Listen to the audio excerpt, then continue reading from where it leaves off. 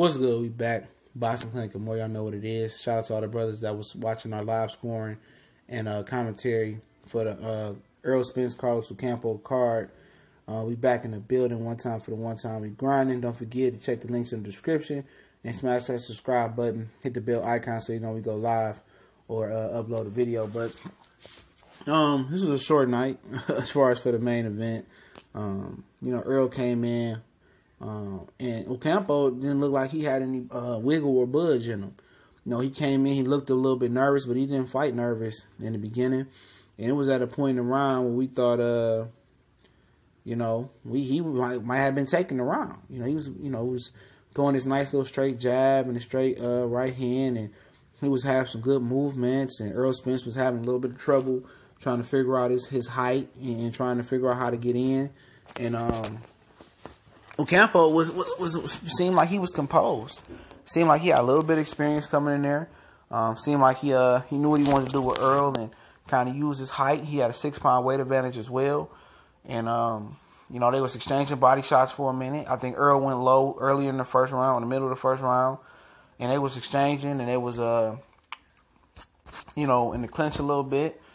And you could just tell Ocampo's inexperience was showing, especially when it came to that knockout in the first round, because he had headbutted Errol. I don't know if it was intentional. And, when he came in and headbutt Errol, it was towards the end of the round. He should have held.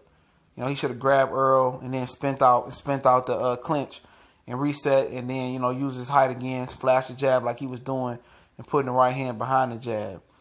But Errol said he knew when he hit him with the first couple body shots that, his eyes was wincing or whatever he said, and he said he knew he was eventually gonna get him out of there with a body shot.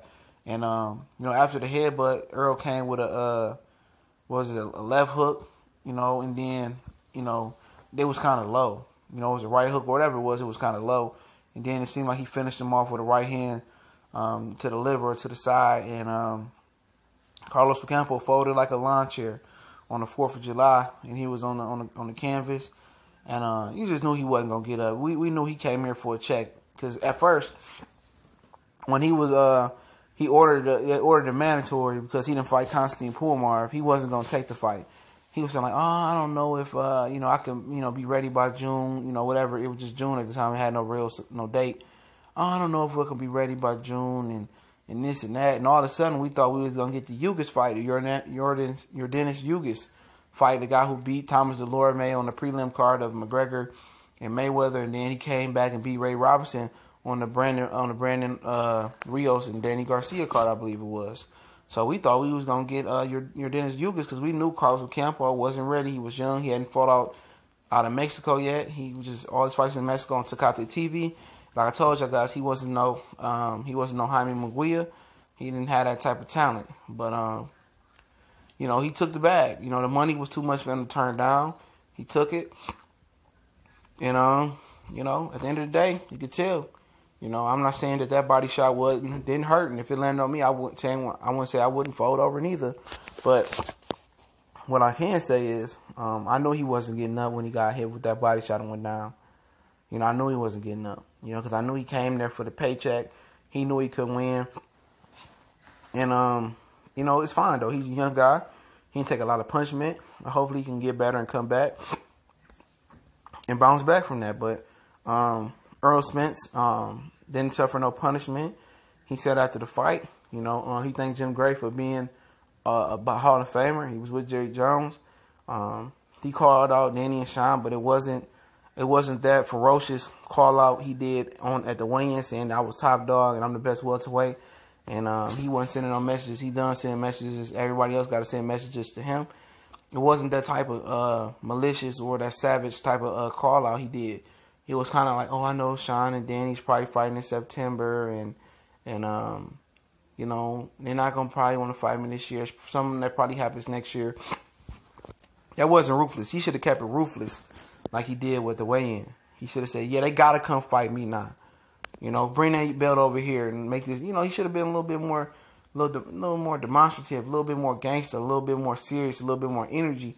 And that's what I say. That's the difference between, for some guys being the superstar and just being a star.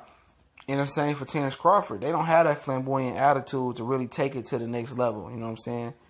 You know, they don't have that attitude. They don't have that mentality. You know, I'm not saying they don't have the mentality. They do. They just don't have the personality to really articulate, to really sell to those casual fans. Now, if he would have came out there like, see, yeah, Danny and Sean, I know they fight in September. I know they only fight once or twice a year. To come see me now. Come see me. You know what I'm saying? At the end of the day, they've been ducking and dodging me. I don't even want to hear about Keith Thurman. This the Errol Spence show. You know, something like that. Wasn't disrespectful, just putting them on notice. And putting them on notice in the public eyes. But, you know, him and Crawford not like that. And that's the difference. And it might seem like, you know, a little bit of cheap shot, a little bit like, you know, it might seem like that. But that's usually the difference. You know, that would build up a fight. The difference was when Floyd was with Bob Arum, he wanted to be Sugar Ray, then let be like and be clean cut in the public's eye and be quiet. And then when he was talking that junk to Arturo Gotti, and that's when he said, man, that sells. That fight did $350K pay-per-view. And he said, man, that's what I got to do now. I got to talk that junk. And you can talk the junk and keep it respectful and not compromise your integrity as a person. But I like that. I like the stadium tonight. It was packed out. It was hard to look because they had it so dark and you can't see where the venue beginning and end at. But, you know, they came and showed off for Errol Spence. It was 15,000 packed in there. Jerry Jones was there. The Cowboys was there. Dakota Prescott was there. It was lit, man. Hopefully Errol can fight a better opponent next time for the crowd there, man.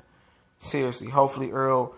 I don't want to see Errol in no more of these type of fights. But like I said, thanks for all the brothers that came on the live stream earlier and watched the live scoring. And we're going to talk about Javier Fortuna and that junk in the next video. But don't forget the links in the description. Facebook, Instagram, Twitter, and the PayPal link if you want to donate. Shout out to everybody in Dallas. Be safe tonight and enjoy. And don't drink and drive. We gone.